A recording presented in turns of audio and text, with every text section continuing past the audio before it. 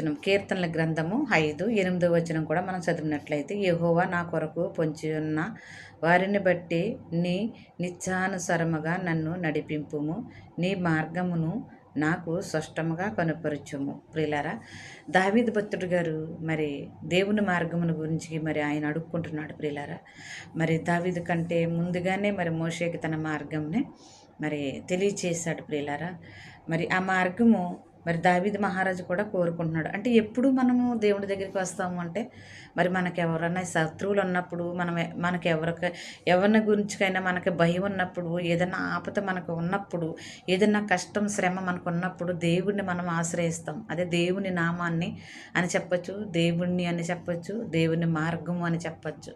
మార్గం మరి మళ్ళీ చదువుతున్నాను. ప్రియులారా, నీ మార్గంను నాకు స్పష్టంగా కనుపరచుము. ప్రియులారా, కాబట్టి మరి ఇక్కడ దావీదు మహారాజు గురించి శత్రువులు మరి పొంచి ఉన్నారు. కాబట్టి మరి శత్రువు ఎవరనగా మరి సౌలు గారు మరి ఆయన్ని శత్రువుగానే చూశాడు. కాబట్టి ప్రియులారా, మరి ఆయన బ్రతుకులో మరి ఎంతోమంది శత్రువులతో మరి ఆయన నడవడం జరిగింది.